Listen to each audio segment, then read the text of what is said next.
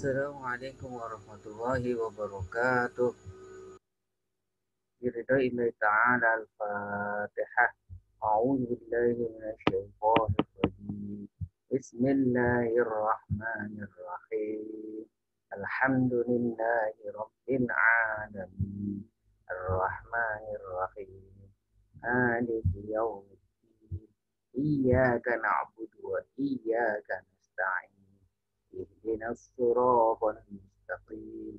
صراط الذين أنعمت عليهم غير المغضوب عليهم ولا الضالين اغفر لنا ولوالدينا آمين.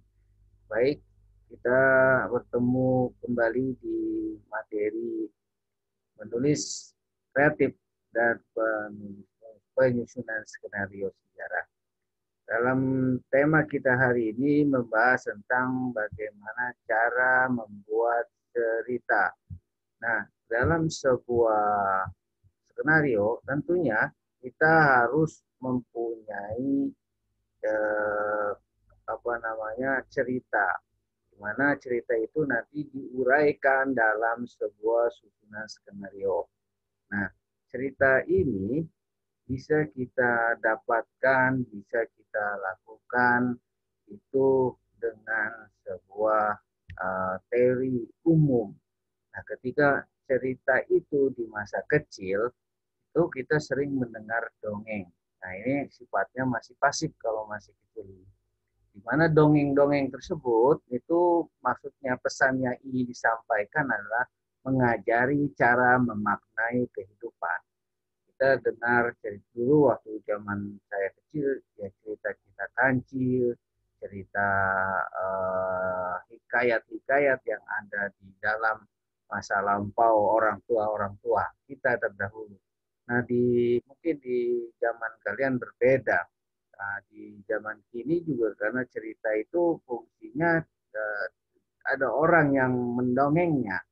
Nah, ini masih pasif ketika masih kecil. Nah, tetapi ketika masa dewasa itu sudah mulai ada aktivitas, ada masa dia mencari cerita itu dengan membaca, melihat drama. Nah, cerita itu memaknai hidup dan kehidupan fungsinya. Jadi tanpa cerita, seseorang atau sesuatu hadir sebagai wujud tanpa makna. Jadi semua orang pasti punya cerita, mulai dia dari kecil hingga dia dewasa hingga saat ini kita hidup. Nah, sumber cerita itu ada beberapa macam sumbernya. Dari mana kita bisa tahu? Yang pertama, kita bisa temukan di dalam kitab suci tentang kisah-kisah Nabi, tentang kisah-kisah orang-orang soleh, dan kisah-kisah yang lainnya. Ini kita bisa eksplorasikan sebuah cerita itu. Kemudian dari catatan harian itu amat penting. Mungkin saja kita sederhana sekarang mencatat kejadian kita hari ini, tapi mungkin 10 tahun, 20 tahun yang akan datang, ini menjadi cerita yang bisa dikenal, menjadi cerita yang bisa menginspirasi orang lain. Yang ketiga, pengalaman pribadi. Nah, berangkat dari pengalaman pribadi, banyak cerita-cerita itu kemudian diuraikan menjadi sebuah cerita di layar lebar. Atau perjalanan hidup orang lain. Nah, bisa kita lihat ini dengan perjalanan orang sukses dari from zero to hero. Nah, bisa ini membuat orang lain terinspirasi. Bisa juga kita sumber cerita ini dapatkan dari sejarah, dari biografi seseorang. Kemudian bisa juga cerita ini dari cerita rakyat yang kemudian dikembangkan secara populer. Ini film-film ini di belakangan ada Tiang Santang, ada lain-lain sebagainya. Ini yang bersumber dari cerita rakyat kemudian dipopulerkan dengan versi kekinian. Kemudian bisa juga cerita ini didapatkan ketika kita dalam mimpi. Nah, cerita-cerita ini bisa juga membuat sumber cerita itu menjadi lebih banyak lagi yang bisa dieksplorasikan. Nah, kemunculan ide cerita itu ketika kita mengalami sesuatu, kemudian otak menyimpan memori, kemudian di situ otak bisa membongkar sebuah peristiwa di masa lampau, ini untuk diidealisasikan, direalisasikan dalam sebuah narasi cerita. Kemudian juga bisa ketika muncul itu ketika kita mendapatkan ilham. Nah, ilham ini didapatkan biasanya ya kita ketika mengalami masa apa yang kita temukan itu menjadi apa namanya inspirasi dari mana saja, entah ketika kita diam, entah ketika kita sedang sholat tahajud, entah kita habis mimpi, kemudian muncul ilham sebuah cerita tersebut. Nah, bagaimana kita membangun sebuah cerita itu? Nah, cerita itu membangun cerita itu ya bisa dengan pengamatan, observasi. Kita mengamati sebuah cerita itu dengan pengamatan. Bisa juga itu karena memang kita ini hidup di alam cerita, bisa ini terkait dengan diri kita sendiri. Manusia ini dimaknai dan memaknai dirinya melalui sebuah kisah hidup yang bisa dikenal. Kemudian juga melalui pengamatan benda-benda di sekeliling kita, itu bisa kita ceritakan. Melalui peristiwa seremonial seperti lebaran, tahun baru, wisuda, atau lain sebagainya. Pengembangan cerita koran, TV, medsos, cerita rakyat, puisi, foto, patung, situs purbakala, dan lain-lainnya. Dan kita juga bisa membangun cerita ini melalui riset, baik kepustakaan maupun lapangan. Atau kita bisa memahami tentang terhadap tokoh, ya, di mana tokoh itu menjadi sebab, sementara cerita itu menjadi efek yang kemudian mengikuti pola kehidupan daripada tokoh yang kita amati tersebut. Tokoh yang menginginkan sesuatu atau sesuatu yang tidak diinginkan. Ini tokoh yang berharap sesuatu itu sempurna, atau tokoh yang tidak ingin sesuatu tapi sesuatu itu ada menghampirinya. Dan juga berasal bisa juga dari pengandaian peristiwa yang dianggap mustahil. Itu kayak Harry Potter kan peristiwa yang dianggap mustahil, tapi bisa menjadi cerita. Yang berikutnya mengkreasikan cerita dari titik tolak pola dasar cerita yang sudah ada. Ya, jadi cerita itu bisa menjadi pengembangan dari cerita yang sebelumnya. Nah, misalnya jadikan ini kombinasi antara cerita baik dan cerita buruk, dikembangkan lagi. Kemudian adaptasi dari media lain. Nah, ini perlu banyak sekali film-film bioskop itu dia dasarnya dari novel, gitu ya. Tetapi memang kita perlu memikirkan hak ciptanya, tidak langsung kita buat sebuah cerita dalam film. Nah, ini harus dihubungi dulu yang mempunyai cerita itu, baik dari novel atau dari cerpen atau lain sebagainya. Nah, di dalam sebuah cerita itu ada namanya tokoh protagonis. Apa itu tokoh protagonis? Yang kita kenal itu tokoh antagonis. Nanti di slide selanjutnya. Jadi dalam protagonis ini adalah tokoh utama, pemeran utama, dan kemudian ada aksinya, ada jalan ceritanya oleh si tokoh tersebut. Nah, protagonis ini adalah sarana perjalanan cerita. Karena memang dalam sebuah cerita harus ada tokoh utamanya. Nah, di mana protagonis ini merasakan emosi.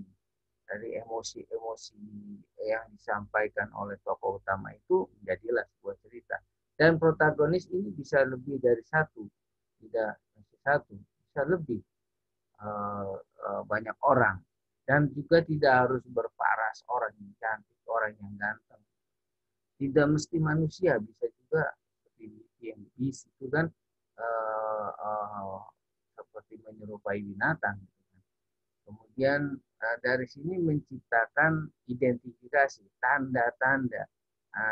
Kalau nggak ada cerita, nggak ada tokoh protagonis ini tidak ada tanda-tanda untuk membuat sebuah cerita. Nah, identifikasi itu apa? Itu identifikasi adalah proses menyamakan diri dengan protagonis, dengan tokoh utama tadi. Kemudian bisa juga bergaya seperti tokoh karakter. Itu kan film kartun yaitu juga mengidentifikasi sebuah peran ya. Namanya identifikasi itu membuat nama ya, siapa dia itu tokoh protagonis itu namanya sesuai dengan tokoh-tokoh idola.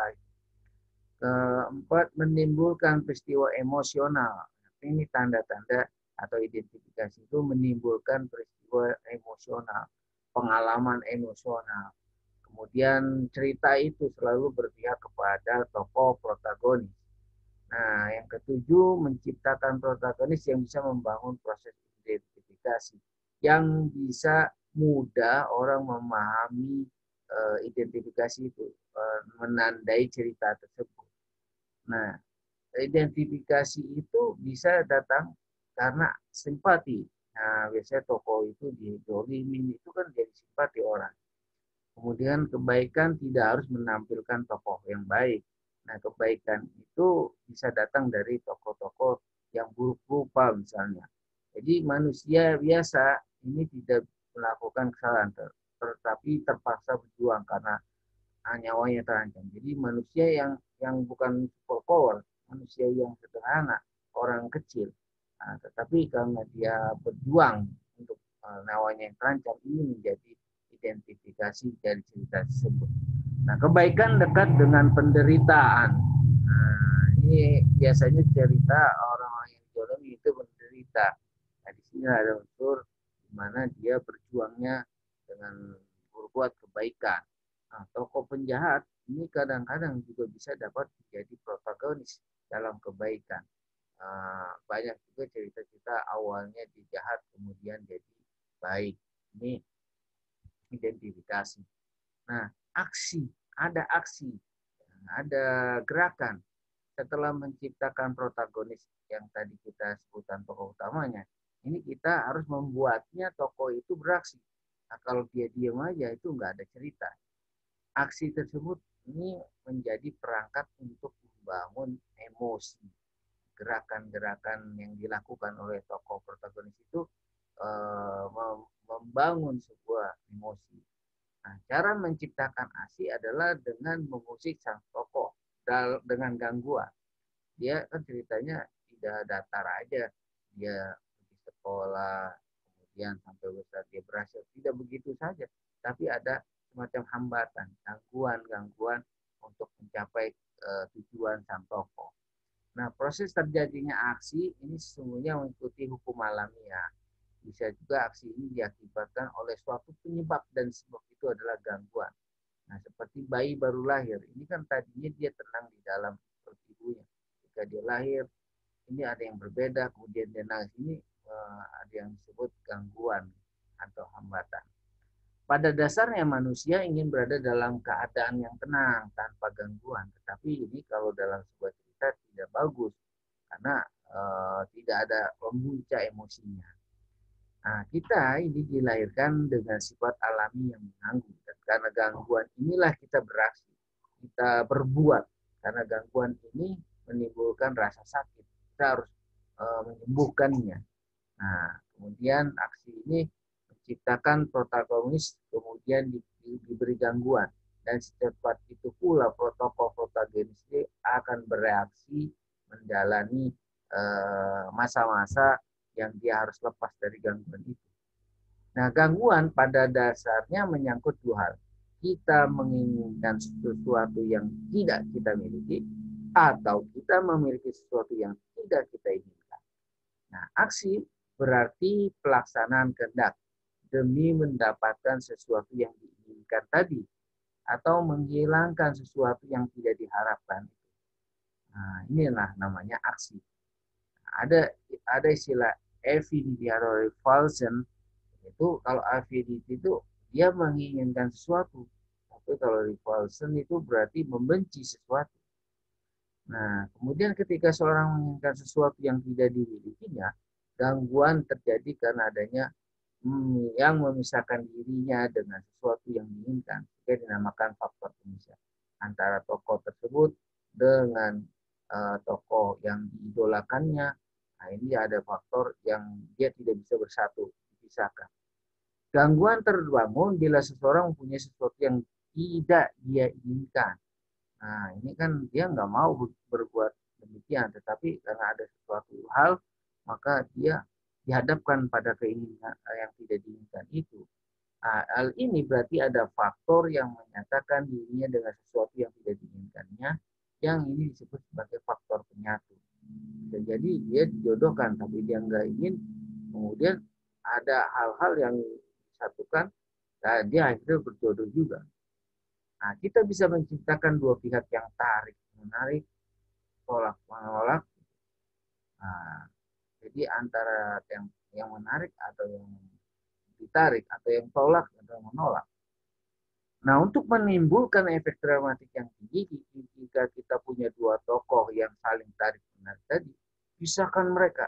Nah, ini sehingga mereka menjadi berpisah, seakan-akan nanti tokoh ini ada yang dibencinya, ada hambatan. Nah, ini menjadi sebuah cerita yang menarik. Dan sebaliknya jika mereka saling menolak, satukan keduanya. Faktor pemisah tidak harus selalu berupa tokoh, bisa juga jarak, sakit, agama, adat, kepercayaan, atau maut. Nah, gangguan menjadi alasan atas lahirnya kehendak yang mengarah pada satu tujuan, yaitu hilangnya gangguan tersebut. Jadi ini aksinya menghilangkan gangguan-gangguan tersebut hingga si tokoh protagonis bisa mencapai tujuannya. Nah, menciptakan konflik bagaimana? Aksi protagonis ini tidak berhenti sebelum cerita selesai. Kalau dia berhasil langsung, ya itu nggak ada cerita. Maka ada dibuat gangguan dan hambatan tadi. Dan di sini membuat situasi menjadi konflik. Nah, menciptakan hambatan konflik itu yang menghendaki kehendak tadi agar tidak segera mencapai tujuannya. Jadi cerita itu ada lekuk-lekuknya, tidak langsung pada tujuannya. Ya, harus ada konfliknya. Di sini yang bermain.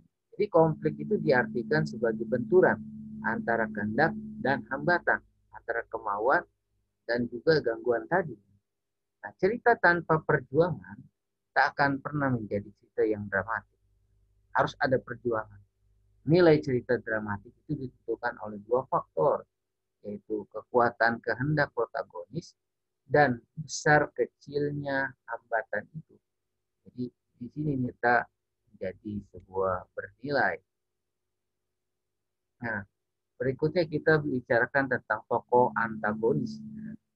Selain hambatan yang bersifat pasif, ada hambatan yang bersifat aktif, yaitu sesuatu yang berusaha menggagalkan tercapainya tujuan.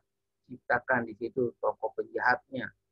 Nah, jadi bukan tadi masalah jarak, waktu, orang tua, agama, kepercayaan, adat, tapi juga bisa kita menciptakan hambatan itu orang yang jahatnya, yang memusuhi tokoh protagonis itu.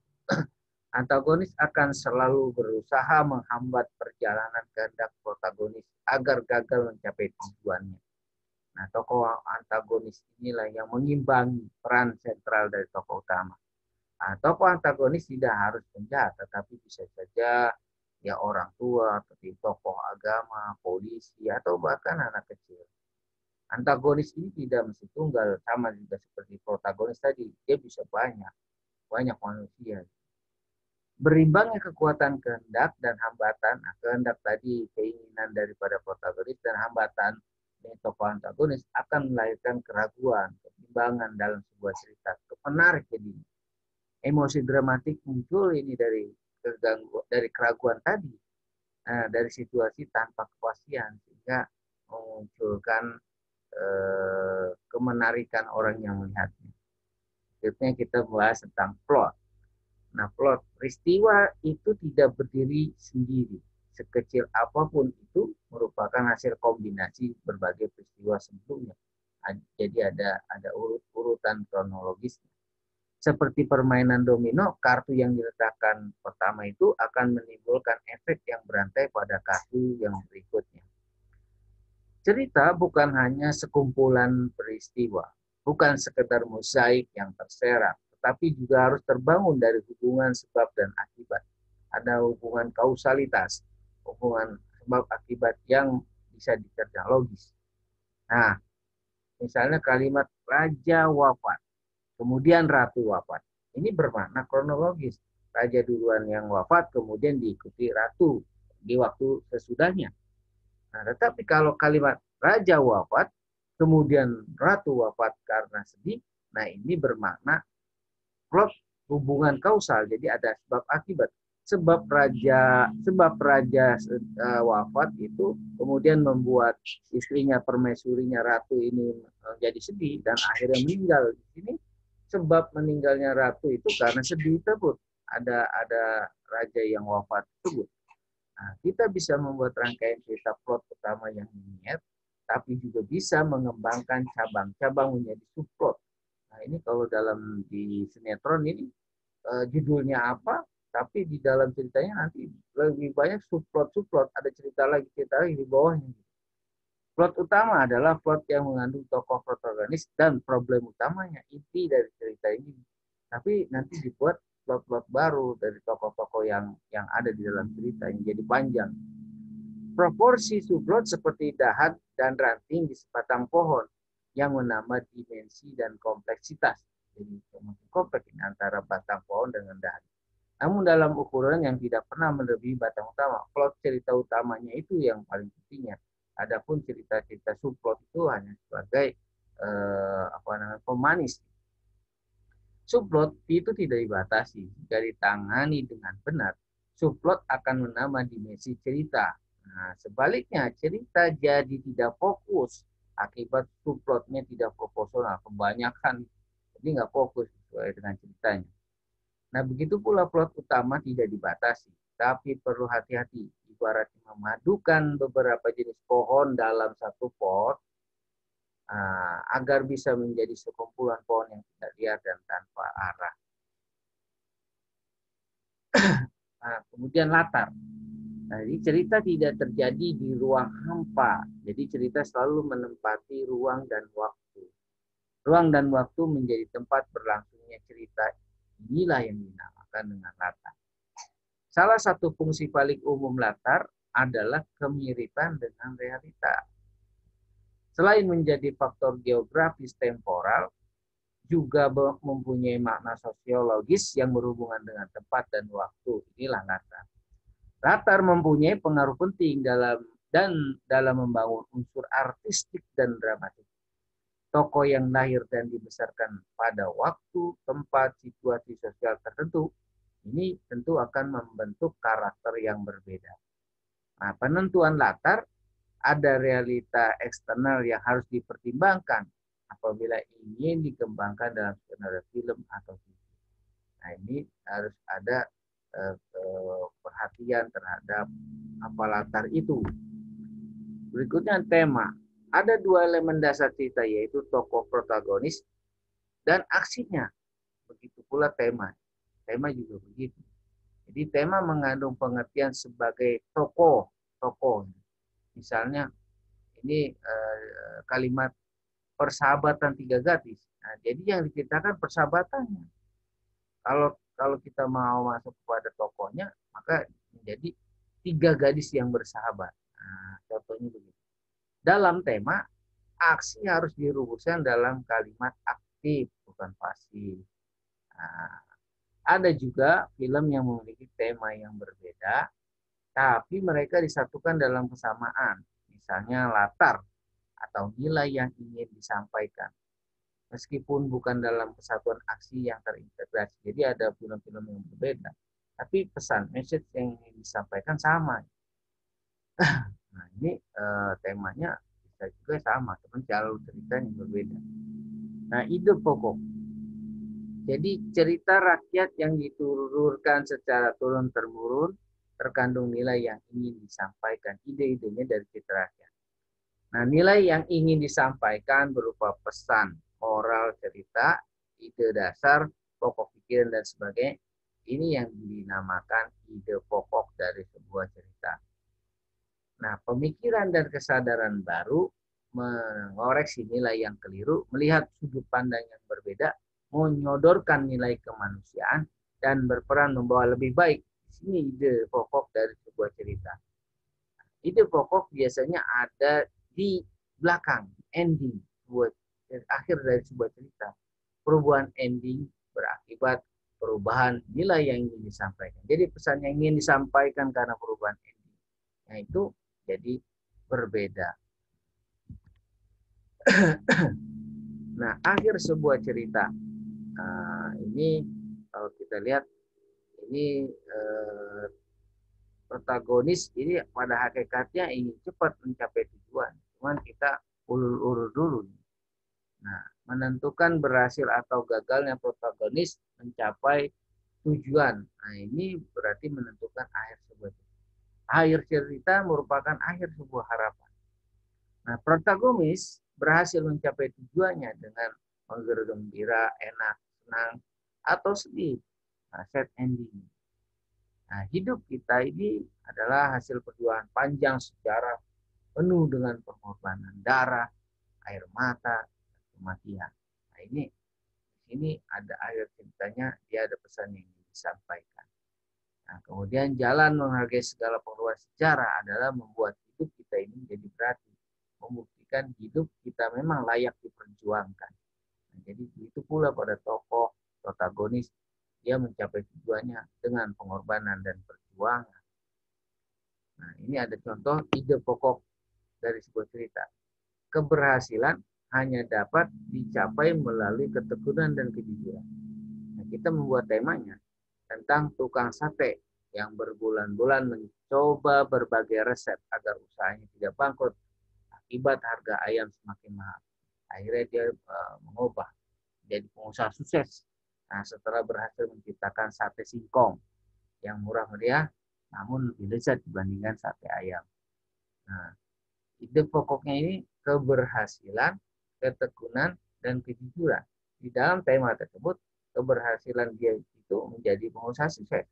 Ketekunannya karena tadi ada usaha berbulan-bulan.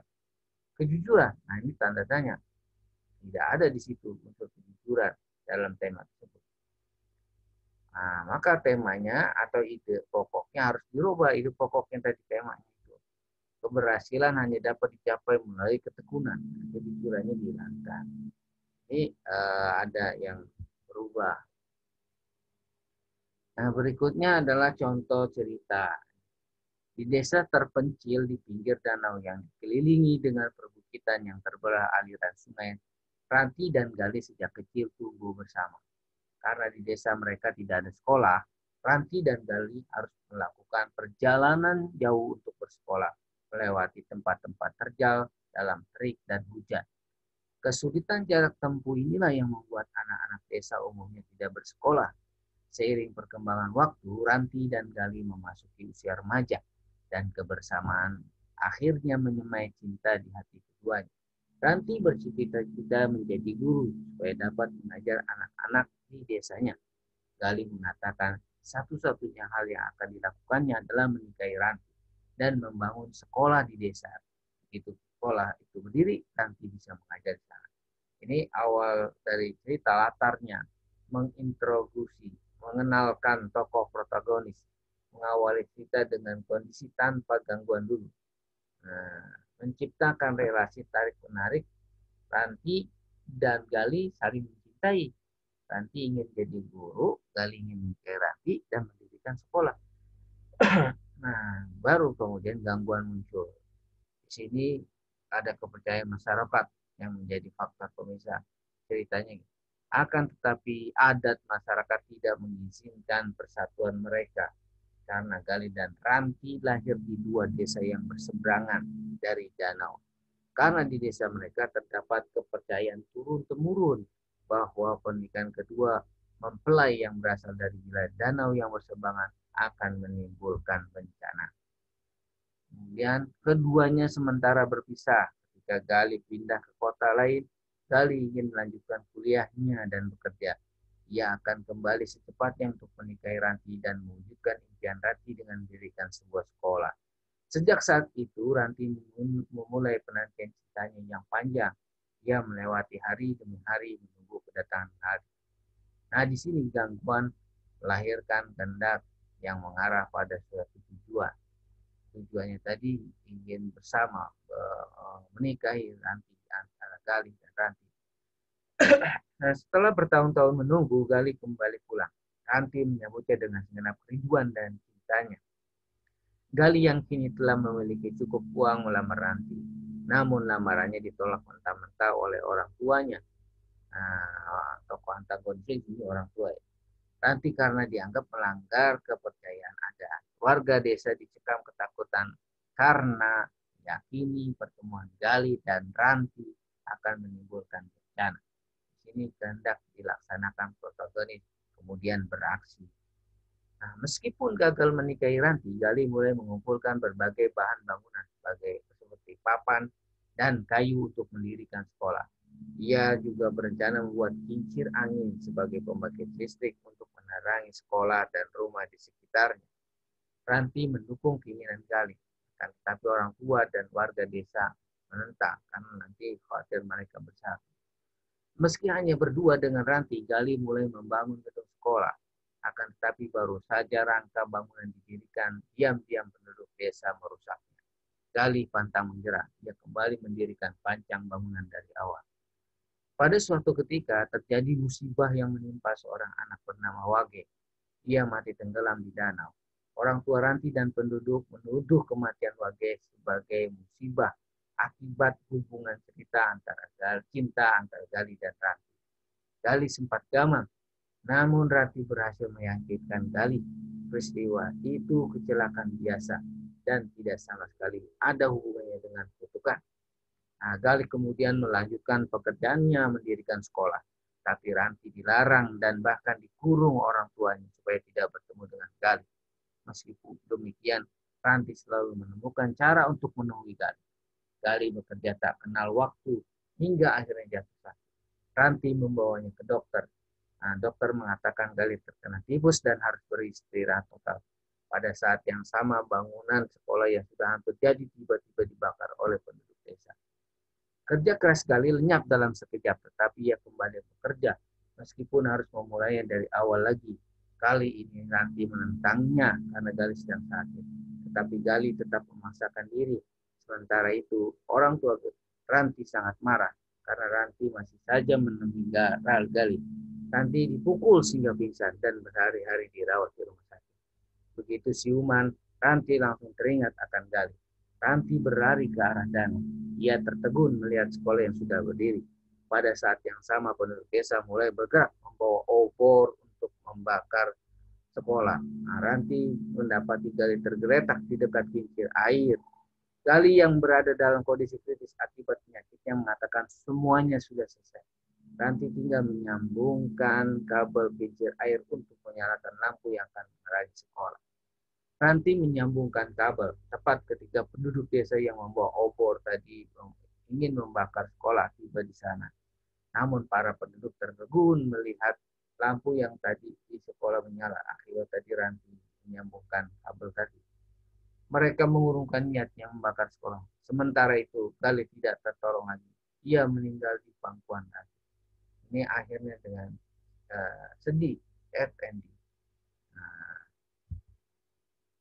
Beberapa tahun kemudian Galih telah meninggal, tetapi cinta Galih tak pernah mati karena cinta mewujud menjadi sekolah yang telah berdiri dan Ranti ini menjadi guru yang mengajar anak-anak desa. Kincir air yang dibangun Galih ini menjadi sumber penerangan rumah-rumah di desanya. Sekarang kisah cinta mereka selalu dikenal, diceritakan secara turun-temurun, diwariskan dari generasi ke generasi dan menjadi kisah cinta yang abadi. Nah, akhirnya, meskipun meninggal, ya Galih ini berhasil mendirikan sekolah tempat Ranti mengajar. Juga ada kincir angin yang bermanfaat menerangi bagi sekolah dan rumah-rumah di sekitarnya. Nah, inilah sebuah cerita. Jadi tujuan itu tidak tercapai dengan cepat. Ya, ada lekukan, ada hambatan-hambatan yang kemudian mengantarkan pada tujuan tersebut. Nah, inilah menjadi sebuah cerita. Ini saya ambil dari buku Arman Tono, judulnya 7 Langkah Mengarang Cerita. Ini contoh dari sebuah cerita. Jadi ketika kita sudah meneliti riset tentang mendapatkan data-data, fakta-fakta di lapangan, tentunya kita harus menguraikan fakta-fakta itu menjadi sebuah cerita. Nah, di dalam sejarah juga begitu. Jadi pasal-pasal yang terterakan itu dinarasikan menjadi sebuah cerita yang utuh, menjadi sebuah cerita yang bisa dinikmati oleh orang banyak. Demikianlah, mudah-mudahan bermanfaat, kita selalu diberikan kesehatan dan tetap semangat. Nah, nanti kita akan coba seperti dalam pertemuan awal, teman-teman sudah mulai bekerja untuk menyelesaikan tugasnya meresume novel. Nah, kenapa novel menjadi amat penting dalam hal ini? Kita seorang sejarawan butuh inspirasi-inspirasi, kata-kata yang itu banyak didapatkan dari novel. Disitulah kita mendapatkan kata-kata yang bisa kita teruskan di dalam sebuah cerita sejarah yang akan kita tulis. Nah, ini makanya penting sekali cerita novel itu, karena kan dia ringan. Tapi intinya adalah kita ingin mencoba mencari inspirasi dalam membuat sebuah tulisan tersebut. Demikian, terima kasih. Wassalamualaikum warahmatullahi wabarakatuh.